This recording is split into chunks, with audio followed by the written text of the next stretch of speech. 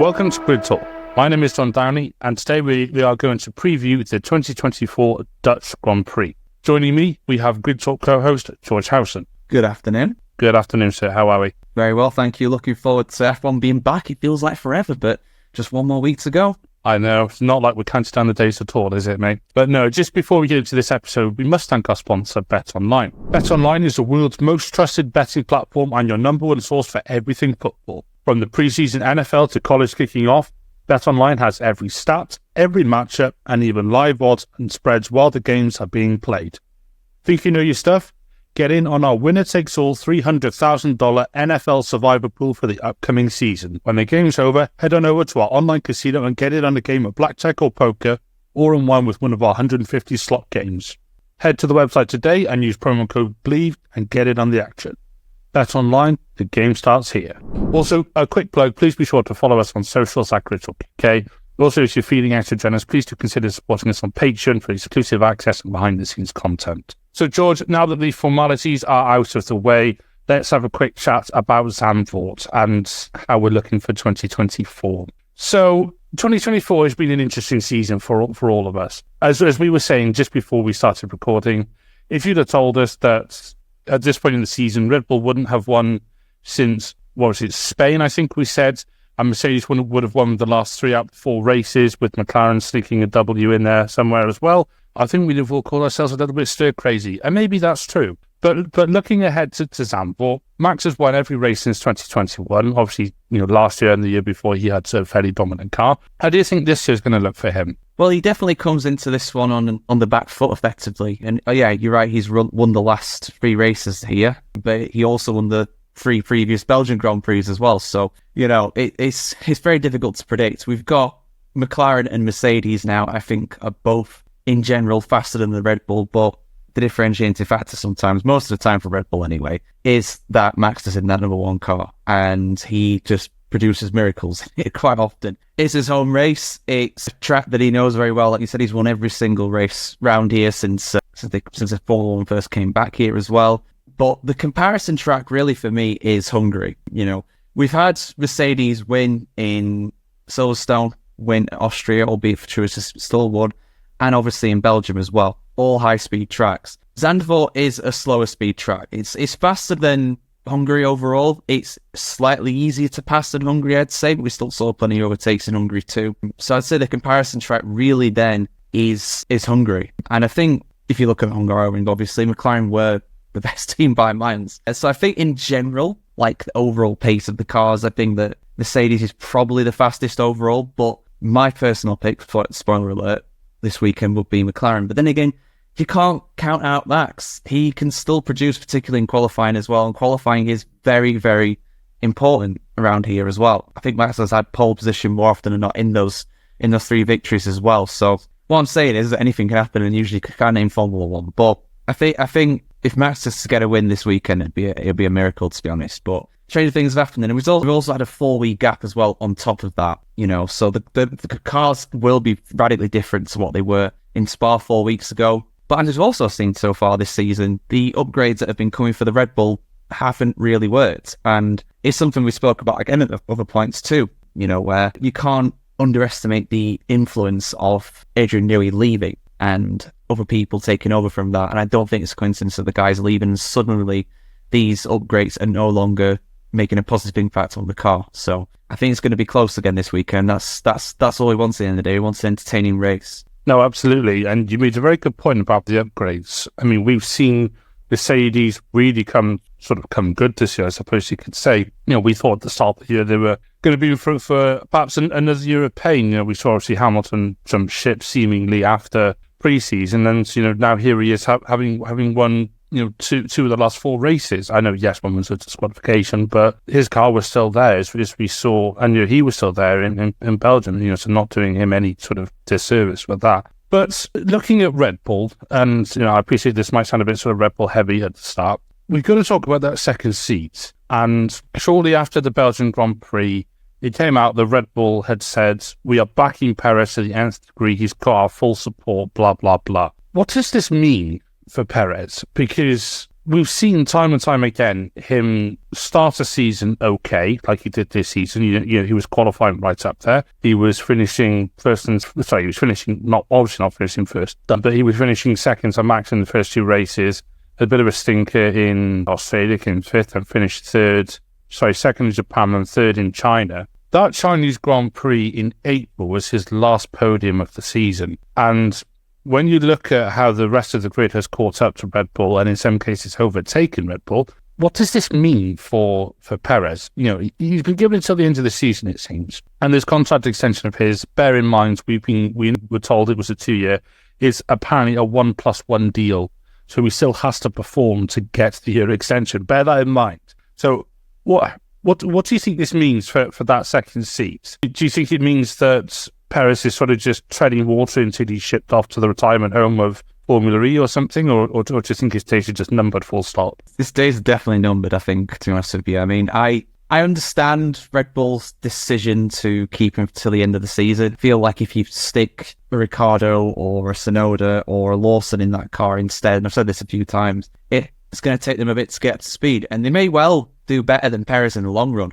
But right now, for the second half of the season, I don't think they want to rock the boat too much. They want to be seen to at least supporting him. But yeah, I mean, no podiums for him since China. If it wasn't for Russell getting disqualified at Belgium, he would be in 8th overall in the championship when his teammate is leading the championship by like nearly 80 points. And I know Verstappen is an incredible driver, and I know Perez is not on that level. He's not. Very few drivers in history are, let alone drivers on the current grid.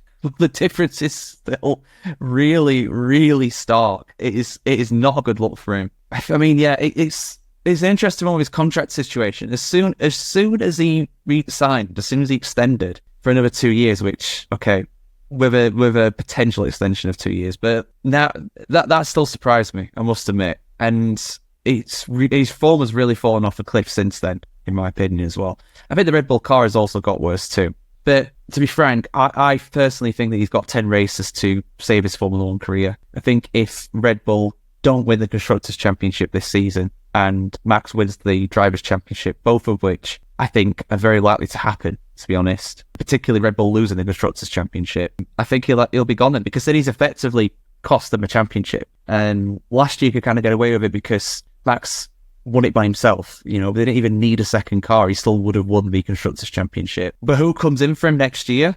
Don't know. I mean, you would think long term you'd probably maybe try Yuki Tsunoda, but I've heard a bunch of rumours that Red Bull don't want to put him in that car, partly because they'll think that Verstappen will crush his confidence and everything, partly because he's doing a very good job in the RB car, and also partly because apparently he's not the best to work with because of radio outbursts and so on and so forth. But then again, so's Max as well. I can't imagine he's the easiest guy to work with these past few races. So yeah, it's a weird old situation that Perez finds himself in. He's just got to go out there. He's got to produce. He's got to do his best. He's got to get another podium. He's got to get another podium. But with how he's been performing recently and how that Red Bull's been slowly, going further and further down the grid, I just don't see it.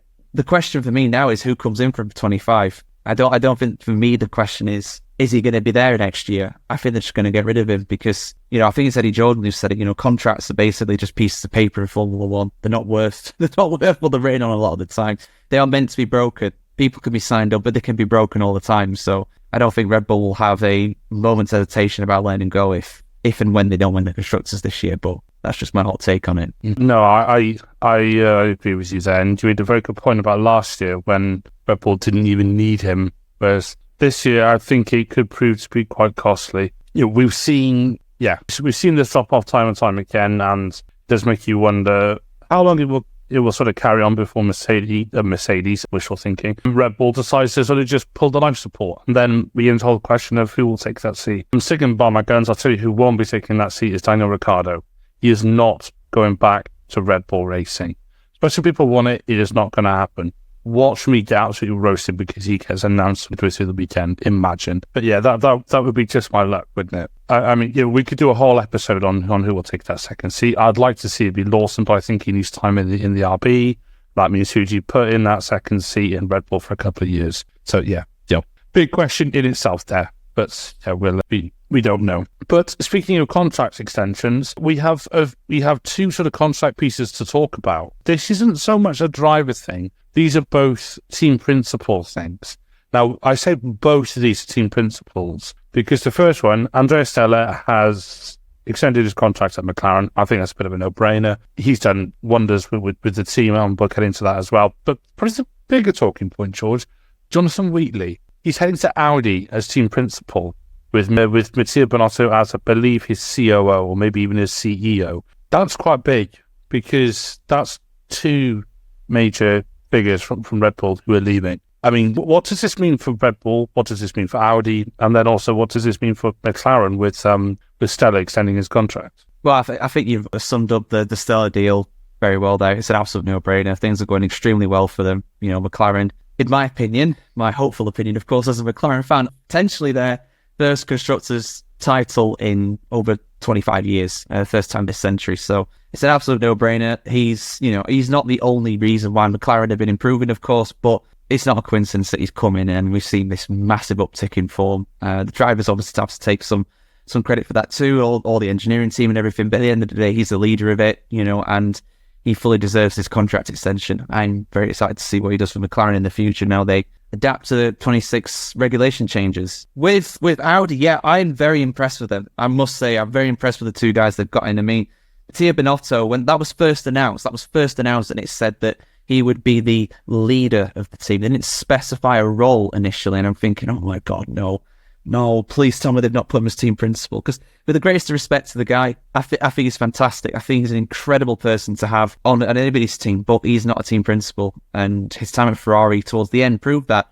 He was the guy that was in charge of the engines, I think, when Ferrari was absolutely just winning everything under Michael Schumacher in the mid-2000s. So having him in he's got two titles, I believe, the Chief Technical Officer and the Chief Operating Officer, just basically the boss, pretty much, of the leader of the F1 operations, like they said initially. I think he's a fantastic person to have in for that. And getting Wheatley in, he will actually join in 26 when the regulation changes come in, because he's going to be on gardening leave next year, and he's just going to be in his current role at Red Bull for the rest of this year. So having him coming in as a team principal, I think it's great. He's the sporting director at Red Bull, I believe, currently. So it's a bit of a change up for him, but he's been a part of a winning team. I don't know how long he's been there for. I don't know if he was there in the Vettel days, but he's obviously there in the Verstappen days now. So if Audi wants to come into F1 and win everything, which why wouldn't they? Why would they come in if they didn't want to do that? Then they need to get the right people in. That applies to the drivers, and that also applies to the people in the backroom staff, the people on the pit wall, even more so the people, those kinds of staff members and the drivers, in my opinion. So yeah, they'll just be hoping to produce a much better car in 2 years than what they have for this year, because yeah, this year's Sauber is pretty bad, isn't it? It doesn't seem to be getting any better, unfortunately. But regulation change, it's a clean slate for everybody, including Audi. Yeah, I think it's fair to say that Audi will be hoping to build a slightly better car than what Sauber has managed this year and last year. Yeah, I mean, yeah, if they could get hold of that or sort of get on top of that, they definitely, yes. Well, you would hope to be on to sort of like a 5-star team. And segue, if you enjoy this podcast, we would love it if you could leave us a 5-star rating on Spotify or a 5-star review on Apple Podcasts. Also, if you're one of the 72% of people who aren't yet subscribed to the channel, please consider helping us out with a like and a subscribe. So now that brilliant segue is out of the way, George, we're actually going to talk a little bit more about Audi. So we haven't spoken about them much this season. And also, if we sort of interject Audi, Sauber, Audi, Alfa Romeo, Kick, Sauber, Stake, F1 Wheels, sponsored by George Foreman, we do mean the Sauber outfit that's obviously becoming Audi. We saw something online. I say we saw. I saw something online which I shared in our Slack, where Bottas was pictured sitting next to an Audi R8 in his Sauber Clobber, and on the side of the car there is Highland, which is one of the sponsors of Sauber, which is a big sort of tech company. We deal with them at work. There's a sponsor there for Highland, a couple of others, and then there was also his number 77 on the side of the car. Now, maybe we're reading too much into this. Maybe it's a little nugget sort of placed by Bottas or anything like that. Who knows? But bearing in mind, Audi will be looking for some stability in that team, and they've already got this sort of token German driver in Nico Hülkenberg. Do you think this means that this is Sauber sort of beginning to announce that Bottas is staying? Do you think this is just them toying with us?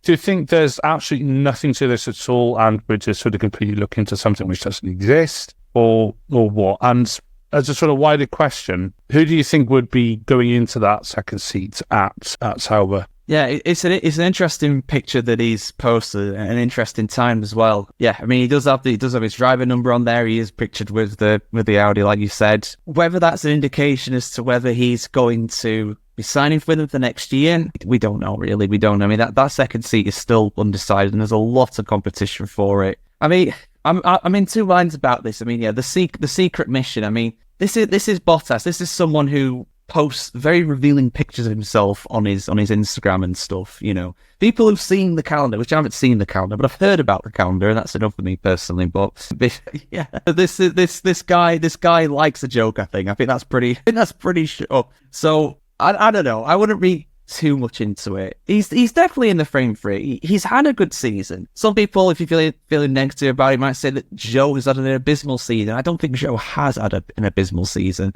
I think his car is abysmal though, and I think that Bottas, for the most part, he's done enough for me. I think he's done enough for me to justify him having the seat again for next year. But there's potentially other drivers that's in that window as well. I mean, you've got Théo Pourchaire, who is a Sauber junior, last year's Formula 2 champion.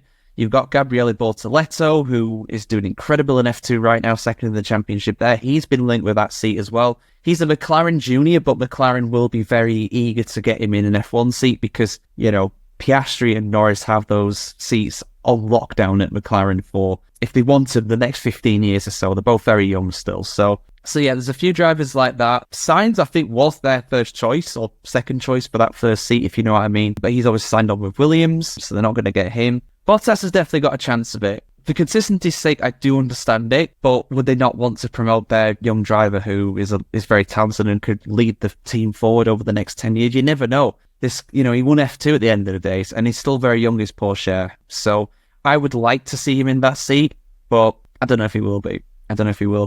Bottas is definitely a safer option, and having two very experienced drivers, particularly going into regulation change in 26 eventually as well, I think that will serve them well. Both Hulk, Bottas have been through the last major engine changes back in 2014. So yeah, we'll have to see. I mean, if I had to choose anyone for who's likely to be it, I would probably say Bottas at the moment. There's been that rumour for a little bit now. Now that he's not going to go to Williams, because that was rumoured too. I think Audi may well go for Bottas, but who knows? Yeah, Bottas definitely sort of seems to be in the frame for this second seat. I mean, we called it the second seat. I think we should call it the other seat. You know, because there's still so many unknowns in this sort of incredible silly season that we've had so far. You know, obviously all kick-started by Hamilton going to Ferrari, and then, you know, we all sort of lost our minds for a little bit. I mean, you're looking at sort of second seats that need to be filled. We do need to look at Alpine. Now, Alpine has been a team that is in, how should we describe it? It's not great, is it? Let's be fair. Alpine is currently really discovering who it is. I think is probably the best way I'll put it. They've gone on a bit of a fact-finding mission, and they've gone crawling back to their abusive ex in the name of Flavio Briatore, who has a thing for, he definitely has a thing for Singapore-based barriers. And yeah, that's us getting sued. So yeah, no, but joking aside, yeah, you know, Big Flav is back, and Ocon is obviously out. He's going to Haas. You know, whether he opted to leave or whether he left before he was pushed, we don't know. Point is, he's going. There's a second seat there. Apparently, there was a bit of a shootout between Doohan and Mick Schumacher. It seems that, or certainly from what we've heard, Schumacher was arguably quicker, but there are concerns about his sort of consistency, I guess we could say, because when he was at Haas, he did have a tendency to throw it into the barrier at every given opportunity. So Flavio will be best friends with him. But it does certainly, I can't resist getting the digs in of Flavio, by the way. He's a parasite. But no, it does seem that Doohan is apparently going to be announced for the second seat. Nothing is confirmed yet, but George, it does seem that everything is sort of pointing towards Doohan getting that sort of second seat at Alpine. Do you think this would be a sort of good shout for Alpine? Bearing in mind, it would be their first academy driver who would have actually been promoted to the race team. That has taken an embarrassingly long time, hasn't it? I can't believe you're right. You're absolutely right. It's the first one. It would be the first one if he gets it. I think it'd be a good move. I do like Doohan. He's been in and around the team all this season, kind of learning, and been a similar role to what Liam Lawson's been doing as well at RB. It kind of seems like he is being prepared for that role. So I think it'd be a good move for them. Alpine's problems are just, so numerous. And I could do a Jawad style rant about them, but I mean, we don't have time for that. Yeah, they're an absolute mess at the moment. They look very likely to be shutting down their F1 engine project at Viry-Châtillon. That's pretty much confirmed. They can't actually confirm it because French labour laws, because they actually, care about their workers. Unlike here, if it was over here, they would have all been made redundant 10 years ago, pretty much, or whatever, But there we go. So, I mean, I think it's a good move for Alpine. They've not got the fastest car right now. They're going to hope to improve for 2026, or as some people believe, they're going to sell up for 2026 and let someone like Andretti buy them. That's the hot rumour at the moment with them. But what seems pretty much confirmed is they're not going to be a works engine supplier going forward in F1. Whether that's going to kick in for next year or the year after is unknown at the moment. And who they would actually go to. I mean, people are thinking it's going to be Mercedes, but some other people are thinking it's going to be Red Bull. And if you know the history between Red Bull being supplied by Renault engines in the past, I think that is just an unbelievable turn of events that nobody ever would have seen coming. But yeah, I think it's a good move for doing. I'd like to see him in the car. I think it's a safer move than going for Mick. I do like Mick, but yeah, he does have a tendency, unfortunately, to crash. He's not as consistent, and yeah, he'll just continue being in the background and doing their hypercar project. But yeah, I'd love to see Jack make it. But yeah, hopefully he's got a better car than what they have this year to use, because it's not really been too great for them either, really, in 2024 so far. No, Alpine's had a bit of a stinker this year. Bear in mind they started the season comfortably the slowest out of everybody on the grid, and they have improved. To be fair, they are sort of slowly picking up points here and there. They're grabbing the P10 or P9 here and there. But no, I think the French Civil War had started in that team long before long before this season started. And one thing to say about Doohan as well, he's been around for a while. Whilst he is a young driver, obviously the son of Mick Doohan, a motorcycle champion. Jack is he has sort of earned the right to have his name there, you could say. He was in F2 for a couple of years, and last year, would it have not been for some bad reliability and sort of things not going his way, he could have fairly, I think it's not a sort of unfair shout to say he could have won the championship last season, because he was up there. And when I spoke about it with Sophia on our sister show Formula Talk, it was there was definitely sort of scope for Doohan winning F2 at some point, but alas he didn't, and things have sort of worked out where they are. So yeah, I'd like to see Doohan in that second seat at the very least. So George, let's have a look at some predictions then for Zandvoort. So just coming back to sort of the topic at hand, we've got, well, you could say 7 drivers, because I'm not going to say Perez, in the hunt for the win. You said it yourself, it's important to set a good sort of pole position or a good qualifying lap round here, because it is a quite difficult circuit to overtake around. A lot of undulation, sort of ups and downs, quite a sort of twisty technical circuit. It's an absolute sod to play on the F1 games. It keeps spinning out, but maybe that's just a scale issue. So let's hear your pole position and your podium predictions, please. Right, so for pole, because he's impressed me so much recently, and it actually came out that the guy's been injured. He's been carrying a broken rib or a sprained rib. I know who you're going to say. Yeah, I'm saying Oscar Piastri. He's impressed me so much recently. I'm going to go for him for pole position. I'm also going to go for him for the win. I'm probably going to go for a McLaren 1-2 in qualifying, but I think in the race, I feel like either Lando's going to mess something up or the strategy's going to mess something up and Verstappen's going to get past him. So I'm going to go for Max for P2 and I'm going to go for Norris for P3. Trying to think of a bold prediction now on top of all that as well. Come back to me. Let's do yours. What's yours? Cheers.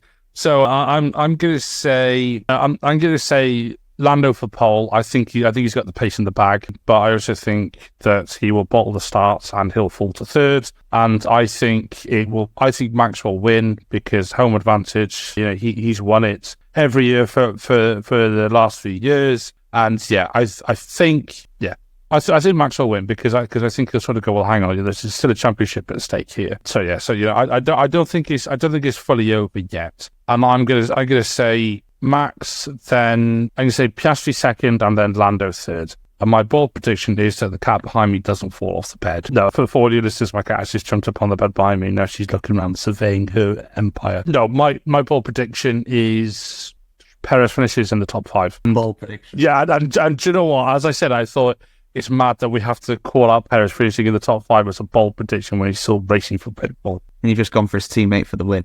Yeah. Oh man. For my bold prediction, I will go with something I'd just like to see, and that is a Williams in the points. They did it last year. They did. Yeah, that's the thing. Yeah, good qualifying. Keep the cars behind them. Just DRS train it. Take all the wings off. Do what you have to do, lads. Yeah, exactly. They can be dog slow through the corners as long as they just keep them behind with DRS. But do you know what? Sod it. Put Monza wings on. Off you go. What's the worst that could happen? But yeah, exactly. Yeah. Oh god. What if it rains? Remember last year? Oh god, yeah. No, it doesn't matter what wings you've got there. You're still flying off. Yeah, exactly. Yeah, you're sort of in the hands of the gods at that point. Oh, but no, George, thank you for joining me. We were supposed to have another one, but sadly, Aaron, who did say he was going to be, he's got instead trouble, so we've sort of slapdash this together a bit. But the things happen. It's fine, isn't it? Let's just give you a quick chance to sort of give anything a plug, promo that you want to give a shout out to. Thank you very much. Yeah, no, it's been good, mate. It's been good. Yeah, R.I.P. Aaron's internet, but hopefully it will resurrect itself at some point. But yeah, if you want to hear some more hot takes on F1 from me, you can head over to the F1 Chronicle. Yeah, we're on YouTube, we're on Microsoft, we're on Facebook, Twitter, Instagram, TikTok, Substack, probably a few others as well. We post daily videos and daily audio platform, bite-sized kind of chunks of kind of news or opinions or anything that's kind of a hot topic at the moment in Formula One. I'll be doing quite a few videos in the lead up to the Dutch Grand Prix, such as like who's won the most races round there, which is not Max Verstappen, actually, to my surprise, but he is up there. Someone else has taken the top spot in that regard. But yeah, for all your F1 news, if you want to get some more.